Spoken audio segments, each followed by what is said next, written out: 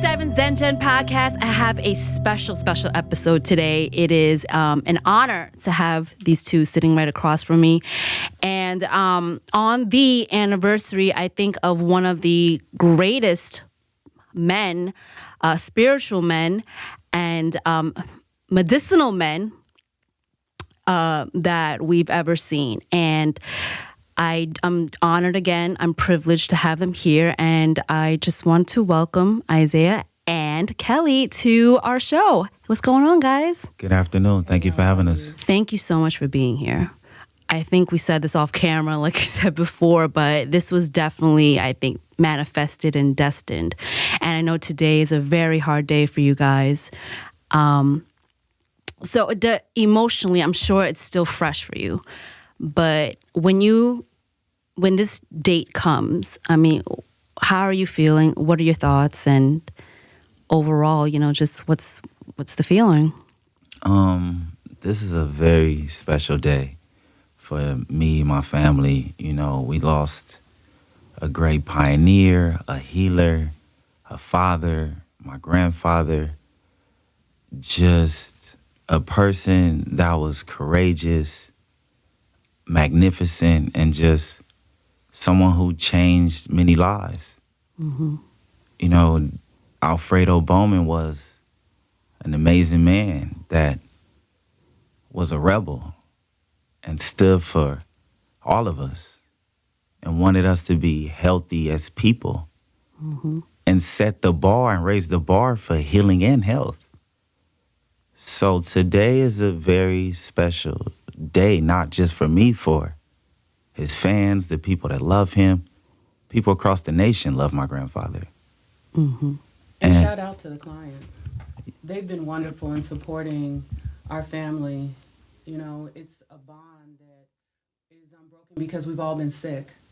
But today marks the 3rd anniversary, and I miss him every day. He was my first best friend as my parent, but as my father, I learned a lot from him. And the walks in Honduras that we took and the information he shared was just not given to us, his children and his grandchildren, but to everyone listening. And we thank you so much for the support. We really appreciate it. It's just incredible. Like when I was reading on at, I'm not aware already, Dr. Sebi, his legacy and the things that he's done, I was just blown away because I'm not going to lie to you, I was totally new to him. And then when I read on everything that he's just done for people and the research and just, I'm sure you hear this a lot, but there's been some conspiracies surrounding his passing. And I don't know if you're comfortable to talk about that, but something doesn't add up. That's what his fan base says. Did you want to elaborate? Well, there's no conspiracy with my grandfather's death. I just want to clear that up. Okay. There's so many opinions, so many people have their own theories and speculations, but mm-hmm. that was an 80-year-old man in a prison in a third world country where the prison systems is not like the American prison systems where they get hot meals and hot showers. Mm-hmm. So the conditions of that prison, and if your father or grandfather go to jail at 80 years old, it's a possibility he's not going to live either. Mm-hmm. So we're just going to, forget the misconceptions, the theories, and just give people facts. The government didn't kill Dr. Sebi. That's what was going around. They were saying it just doesn't make sense. I forgot what I read, but that somebody was hired to become the new head of the company, and it just all happened at once. It was just something like that. I'm sure his fan base was being very Dr. Sherlock Holmes, and I say that because the government clearly had issues with your grandpa and your father, with his holistic and natural wellness teachings, because obviously pharmaceuticals and pills and all that type of stuff pretty much is a $1 trillion industry here. And so it was said that they didn't like that he was treating his clients at these medicinal, the medicines that he was providing was actually healing them. And I guess that's where this whole conspiracy theory came in, because there's a lot of gray area when it comes to that. Yeah, that's true. Mm-hmm. There's a lot of talk out there, and there was a lot of controversy in 1988. So they may not like it, but the Supreme Court decided that he did nothing wrong. And that's the fact. When my nephew speaks of the facts, we like to stay in the truth of it all because his fan base and his clients are passionate about one thing, and that's not being sick. And that's not being lied to. That's about accepting the truth and living their truth. And Sebi stood for the truth. And so when they fight with their words, they're very passionate about it. They're very right on board to the direction that he was going in health. And when it comes to something as such, they're fighting just like Nipsey Hussle decided to bring forth the fact that in 1988, things was changed. And we've ignored it. Absolutely. So speaking of Nipsey, were you guys close with him when he was putting your grandpa's story together, your father's story together? Like, how did that unfold? Yeah, Nipsey Hussle, talked about doing a documentary on my grandfather. So, once the passing of Nipsey Hussle, Nick Cannon reached out, and now we are further in the documentary. So it's going to be released? Oh, yeah, it's going to be released. We're working on it as we speak. Wow. Any idea when it'll be out? And how not sure yet, but hopefully we'll be done with the documentary by September. Wow. Yeah. So sometime next year? Sometime next year it'll be finished. Is it going to be in theaters or just more digital streaming, or do you have any idea yet? We don't have any idea yet exactly what. I think I should put it in the theaters. I think this is something the masses need to see. I believe so too. And I say that because it's funny because the world is shifting. The world is shifting. We're more aware now. I feel there's more people being spiritually awakened. Just like I was saying off camera as well, like I'm having a spiritual awakening at the moment. Like I was never that type of chick. Like I was just like, eating meat all the time and kind of like just in my bubble, like this is what it is. And then after, like I said, after I turned 30, I'm 33 now, it's just I've have a whole new outlook on life, and I'm really trying to understand, I guess, the knowingness of what's going on in this world.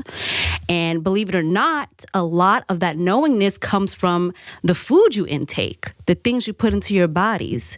And so if you guys can elaborate, tell the people out there who aren't familiar with, Dr. Sebi's teachings and what he was the message he was trying to bring across when it comes to that. Well, when it comes to my grandfather's teaching, he always said in just about every video that mucus is the #1 disease in America. So if you consuming eggs, beef, cheese, and dairy, then expect mucus, expect disease. Because like you said off air, when you was researching, you found out that meat is not good for our digestive system. Our bodies are not built that way. Our whole system is built to be omnivores, which is plant-based eating, which is strange, like I said, because we're here trying to ingest meat and break this down in our stomachs, but we can't because we don't have the proper bodily functions to do that. We're not animals, period. Meat is for animals. A gorilla is not eating meat, and he's the strongest animal. Look at the elephant. Look at the turtle. Talk that talk. But we've been programmed, like my grandfather always said. They took us from Africa, but they didn't bring our food with us. And we just follow everything that's Americanized. All we know is fast food. That's killing us. All we know is processed food. Been destroying our generations for years. But now I notice our generation is the ones that's waking up, starting to seek more knowledge, getting more healthier, seeing change, because look at our parents. We're tired of our grandparents dying, our dads, our loved ones perishing from disease that America can have control over. Yeah. Now, do you believe the disease, they say it's genetics. Do you feel like cancers and really autoimmune diseases are genetic, or is it something just purely from what we're ingesting and putting into our bodies? It's funny you should bring up that point, because now we're at an age where they're doing stem cell research, where they're regenerating certain cells to make the body heal itself. So when we talk about at that molecular structure of our cells, is it genetic? What have we mutated to? If you look at viruses have come a long way, and they mutate into things all day. So when we look at what we've ingested, how we've changed our bodies, our food sources are the culprit. That is the true silent killer. So if you look at who we were back in the 30s to now, what has changed? A lot. Our environment and our food. So just like my nephew said, when we came here, we didn't have our food. We made it conveniently easy for other people to think for us. Whereas we sit and not feed from our mother's breast. We rather feed from the breast of a cow. Which makes no sense. None at all. What are we doing drinking a cow's milk? I mean, like, think about it. Think about it. Yeah, we've thought about it, and so have you. And that's why I love the millennials. They're Yeah. thinking about it. They're putting two and two together and saying, hey, wait a minute. Not only do we not have insurance, not only do we not have food sources, but now we have the internet. How can we put this into play? We have the truth in front of us. How can we braid all of this together and form a new thought about our lives? I love it. I love it too. And it's people are saying veganism is a trend right now, but I feel like it's going to stay around for a while. But do you feel like it's a trend right now? It's just going to come and go? Because besides from eating meat not being good for you, I mean, it's also not good for the environment. I know you guys are aware of this, but they say that cows is the main cause of the climate change in this world because of all the methane that they extrude, when they fart. That's what they're saying. But yeah, what's your thoughts on that? Well, veganism, is just something that's my grandfather never been a part of. We live a plant-based lifestyle. Period. So veganism is a trend, just like people saying they're vegans is a trend. It's just sad that our culture can gain information and then people feel like they're better than people. So I noticed on social media that vegans target people and very rude and disrespectful to people. So we never said we was vegans. I never heard my grandfather say that because most vegans eat corn, carrots, broccoli, tofu, and soy, which destroys the body. Does it really? Yes. Those are all acidic, hybrid foods that doesn't have any nutritional value for the body. Really? Tofu causes cancer. Wow. Soy is what? Wow. Hybrid. So it's no good. It creates plastic. So high soy good for your digestive system. So what type of plants are like okay within the realm of healthy for you and won't cause all these interferences? You want kale. Kale. You want dandelion greens. Okay. You want quinoa. You want garbanzo beans. You want fruits that's going to put the proper nutritional value into the body. Sometimes we just eat just to eat. I want to eat to nourish my body and continue my day. But we don't think like that. No, we don't. We really don't. I appreciate him saying that so much. I love my nephew. He's really done the work out here for millennials. And the one thing I think of is your pantry needs to have a purpose. It's not just for satisfaction of what you find to be trendy or something that you just like to eat. Your pantry needs to have a purpose, and that's to keep you alive. And if we all open our pantries today and look in there, I'm sure you can find more things that are not alkaline and mucusless than things that are healthy for you that's going to benefit you. And that's why we're talking today, because we got it backwards. See, America, we've done it a little backwards, but now that we realize what we've done, we now need to forgive ourselves and do better. So when we look at our pantries, we need to say, we need 80 to 90% alkaline, and then we can take the rest and, hey, you do whatever you want with that little 20% of what you have. But we have it backwards. We have more processed foods. We have more cancer-causing agents leading our pantries than we do natural alkaline foods. Do you guys remember when there were, and it's probably my age group, but do you remember when there were watermelons with black seeds? Now we turn into basketball watermelons with white seeds. What happened? That's right. So we really got to look at what's really going on here. So when you speak of what's the natural one, go back, and this is the one thing I say for all millennials, do your research. Google your first sources. We're not saying anything different than doctors say all day, change your diet and change your life. We're saying it and we mean it. And we go deep enough to find the alkalinity that you need to do it. That's the only difference.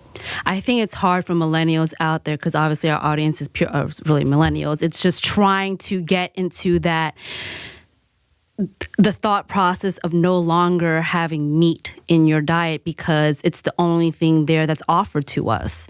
And I say that because even in a lot of these low-income communities, like there are McDonald's and Burger Kings, no disrespect, at every corner. And that's all people have access to. Do you feel like it's because the options aren't available to the demographic that people aren't as in tune with plant-based diets?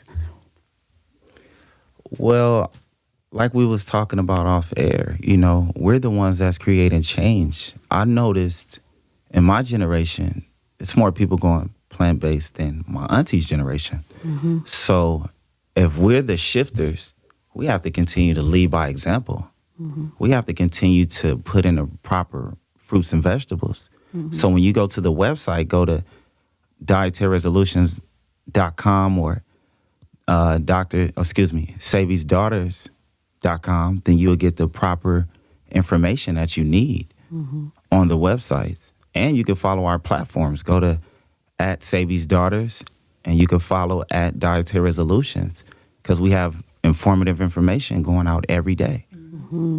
Yeah. So what I get a lot from when I talk to people about this stuff, right? Because I'm not going to lie to you, I'm trying to get to that plant-based place, but I can't. And I swear it's a mind. I don't know what, it's mind control. It really is. It's like I can't break free from it because I'm so used to seeing that piece of steak or that piece of fried chicken on my plate. And it's not the same if I don't eat it.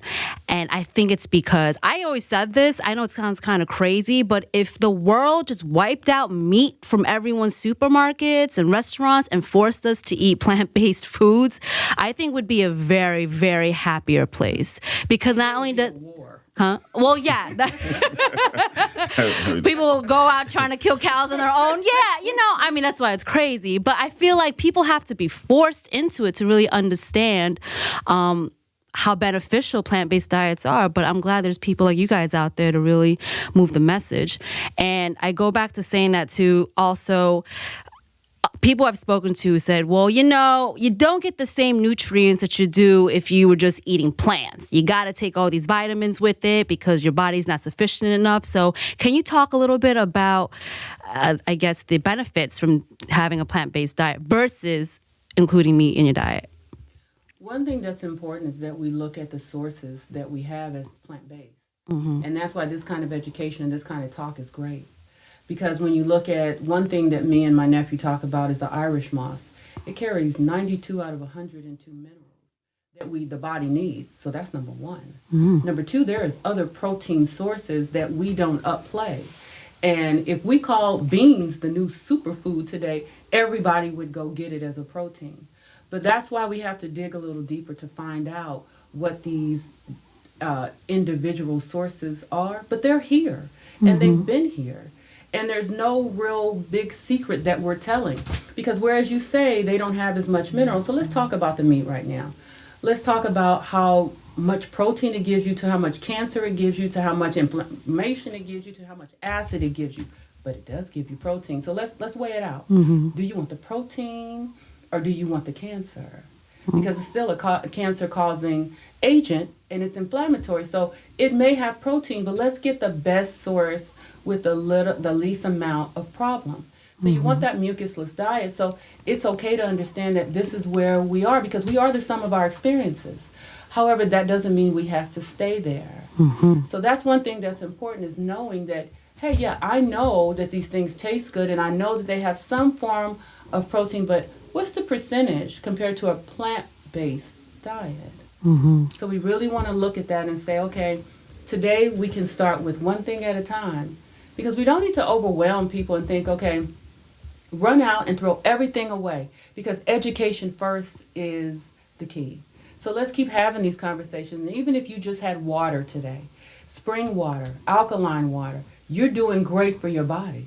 Mm-hmm. And we all know that fried chicken ain't good for you. You can go to the doctor, you can go online, you can go anywhere, anybody tell you that. Mm-hmm. Pizza ain't no good for you, but we love it. Mm-hmm. We love tacos and all sort of different foods that are processed. However, when are we going to decide we're going to not want to die like our mothers, fathers, like my nephew said, our aunts and uncles? We're tired of visiting the hospital and there's nothing we can do.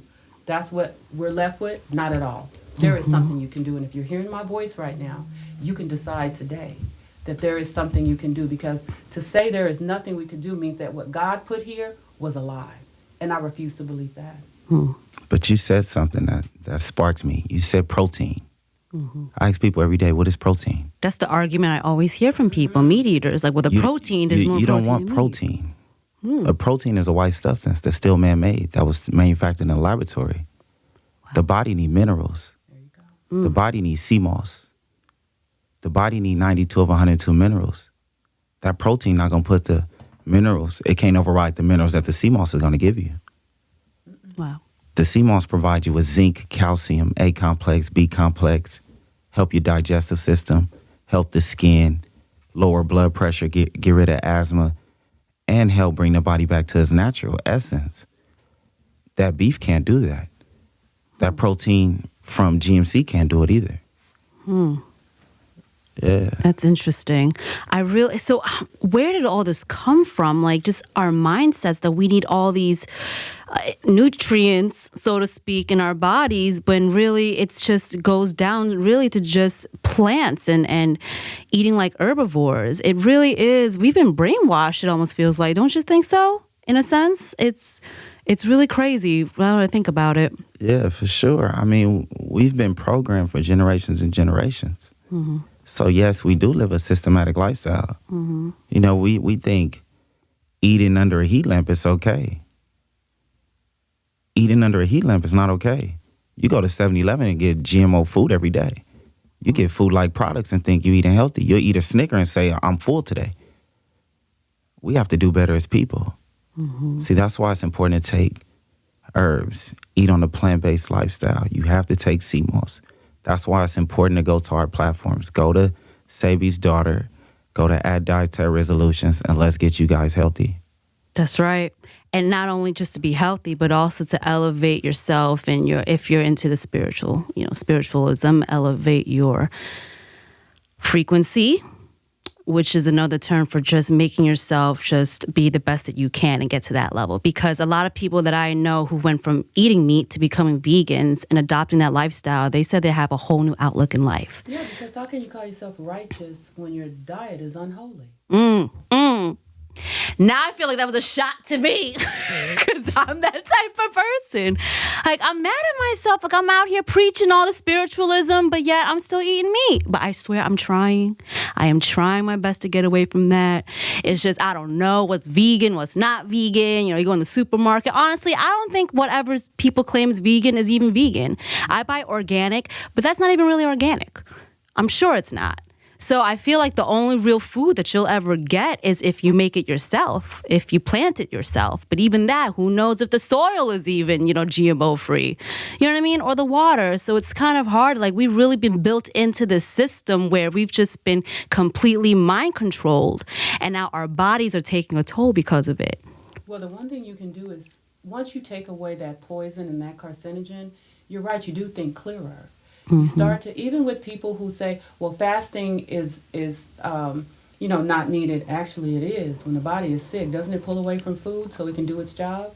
So when you think about where you can start, there's a lot of conspiracy around food, which encompasses Dr. Sebi. So you see how those two can go together, but let me tell you something. He was a sick man. And when he decided, and he was a meat eater at one time, he was impotent, he had high blood pressure, he had diabetes, he had problems, and doctors couldn't solve them. So he took it upon himself to start that journey. He met a medicine man in Mexico, and this is what he was taught. So this is by far not the first time these kind of talks have happened. Maybe in America, but not all over the world. And I'm grateful because if he didn't figure his own problems out, I wouldn't be here as his daughter. Or his grandson. So when we look at who Dr. Sebi was and what he stood for, he was a sick man first. So where did we get started? Just like him, we all have to make that truth our own. So we start with pulling away from those things that are poisonous so that our minds can become clear. Your body starts to talk to you. It lets you know when it's doing good. So don't give up on your body. It's there to help you. It's there to last. So you don't have to die by default. So trust in what you know to be the truth. And you know for sure that chicken is not going to save your life, nor is cheese. So when you pull away from those two things, just those two, if you think about it, just for a week, 2 weeks, see how clear you are. See that hormonal change doesn't happen. Most women are defeated by their hormones. Because I know that's right. They are defeated in a way that they are depressed. Then they gain weight. Then they gain all this inflammation. And now they're looking to get some fad diet to solve it. And the real problem is you didn't look inward. Find that inner person. Step away and see what happens. I bet you change your life. It's funny you said that, and like we said off camera too, one of my coworkers here, he's on the video team, shouts out to Chris. He just recently did one of Dr. Sebi's cleanses where he did not eat for a week. I believe that was what he did, and all he did was just drink water. And he says that it was super difficult in the beginning. You know, he did feel, less energy, he just wanted to sleep all the time. But he said after the 7th day, and then he started including plants, started eating plants again, he felt alive. Even when he walked in on that 8th day, he was gone for about a week. And I looked at him like, Chris, you're glowing. Just something about you is just glowing. Your energy is you look different. And he didn't realize it. But he thanks, your father and your grandpa's treatment to that. And so that's a testament to what he can do, because I've seen it firsthand. We have someone here firsthand who did it. And now he's living more happily and feel more energetic and just, overall just alive because of it. And again, that's a testament to his legacy as well. Yeah, we just want people to take that journey. Decide for yourself. And it's okay. Your body will give you what it needs to have. It's strong enough. Trust yourself. You don't have to trust the local store for the processed foods or the GMOs like my nephew said. Trust yourself. Try it. Take that journey. I guarantee it'll benefit you more than it will hurt you, because this was meant as food for you. You've just been caught up in the game. You've been bamboozled. And now what we want to do is give you your life back that belongs to you in the first place. I love that. I love that so much. And I love you guys for being here. And before we wrap this up, we didn't talk about how his treatments have actually cured people, which is a very interesting thing that I was researching on. So I read the type of cures that he was coming up with. I don't know if I read this correctly, that he found cures for cancer and diabetes, just straight off of eating plants. Can you elaborate on that? Yes, my grandfather been curing diabetes and cancer for a very long time. Cancer? I'm sorry to cut you off, Isaiah, but we spend hundreds of billions of dollars on cancer research. And I go back to the government, please don't come after me, but this is all a money game. And the fact that the answers are right in front of us naturally through plants is just astounding to me. Because I've my loved one, my father-in-law, he passed away from cancer 3 years ago. And seeing him go through like chemo was just one of the most traumatic experiences of my life. Because chemo wipes out your entire immune system and it just messes you up. I don't think there's a need for it. And so at the time we were trying to think of different ways to make him better, and the doctors always push chemo on you because that's all they know. That's $1 billion business. Your doctor's not going to tell you to go eat a plant-based diet. That's not his job. He wasn't trained for that. So the fact that he wasn't trained for that, he's not going to do it. The government is designed to promote pharmaceutical drugs, and that's it. That's why it's important to have a plant-based diet. You said something that sparked me. You said, well, it's hard for me to do this. I can't. Once you take can't out of your vocabulary and replace it with can, then that willpower sits in. You saw him perish from cancer. It was from the foods that he was eating. The beef, the eggs, the coffee. An acidic diet can't produce an alkaline mind or alkaline body. So once we replace the acidic foods with alkaline fruits and vegetables, and that's why it's important, like my grandfather always said, to take herbs. I watched my grandfather at 80 years old squat down on his knees and get right back up, flop down at 70 years old. I felt like my grandfather was Superman. I never saw another man do that. He wasn't impotent. He didn't wear glasses. My grandfather would run, do it all. Wow. 80 years old. So that's why it's important. He showed my family and the world that it's important to have a plant-based diet.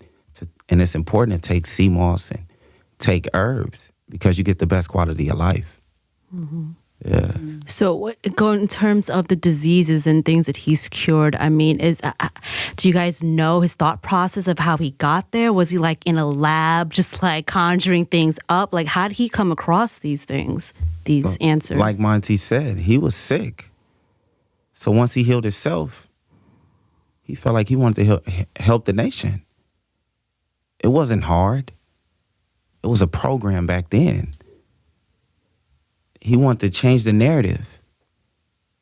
He showed us we don't have to follow the pharmaceutical doctors to lead us to greatness. If we just, what's the natural essence of the earth? Plants, herbs. He proved that, he showed that. Went to Supreme Court justice in the 80s. Won his case. Not only Supreme Court and federal court. Beat both of them. Now, what man can do that? But we're so systematic. We've been programmed to say, well, no man can do that. No one can do that. Well, American haven't done it. Dr. Sebi did it. Period. Amen to that. Do you feel like his treatment's did he have answers? I mean, when you have headaches, you take Tylenol, right? Well, that's what we know.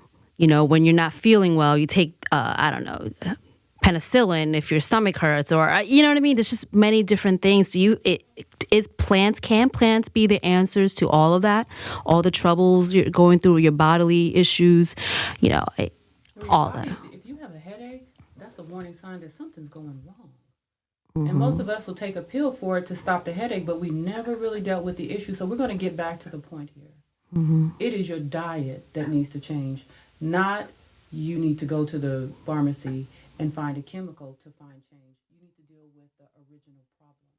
And the original problem is we need to change our diets. They need to be more alkaline than acid. That way, these situations that you're talking about that lowers the immune system or causes us to have some form of warning signs such as a headache or red eyes or inflammation, these things will subside because we're putting the body in a better environment. Mm-hmm. But you're telling me about warning signs that happen, and it's true. These happen to all of us, right? Mm-hmm. But what did we do to cause that very problem? That's what we need to get to the bottom of. Not what store we need to go to get, the pill to stop the headache. We need to figure out what caused the headache. Mm-hmm. Amen to that. And before we wrap this up, is there anything you guys would like to share to the world right now? The message that your grandpa, your father, was trying to spread on the anniversary of his passing? My grandfather just always been about love and, light, and just expressing peace to people, As a culture, we're under so many things, and we don't give enough love every day. Mm-hmm. So my message to the world is just love you and put the fork down. Mm. And rest in peace to one of the most amazing men in my life, Alfredo Bowman. And go follow at Dietary Resolutions and Sebis Daughters. Go to www.dietaryresolutions.com, sebisdaughters.com, and let's get you guys healthy. Mm. Peace and love. I'd like to say that I really appreciate this platform to talk about such things with everyone listening, because everybody wants change. No one wants to be sick. And I really appreciate, again, you and my nephew and, just having this forum to talk about something so important to everybody. What would my father say today? He would be very proud of my nephew today for doing the work for the millennials, because this is one thing that's important to everybody listening. If you are a healer out there and you've taken this journey, it is time for you to educate and then heal someone else so that they can educate and heal someone else, because that is the journey and the legacy. I love it. Thank you guys so much for being here. I'm honored and privileged. I feel like I soaked in a ton of information today, and this was definitely meant to be for me. And you've absolutely opened up my eyes to being more open and aware towards a plant-based diet. And I'm going to try. I promise you guys I am, and I know I'm going to get there. So thank you so much for this information. Again, make sure you follow them on their platforms, hit up the website, get educated, you guys. You have to be in line with your body, your mind, and your soul, and that begins with the food and the things you put into your body. All right? Thank you. Thank you so much.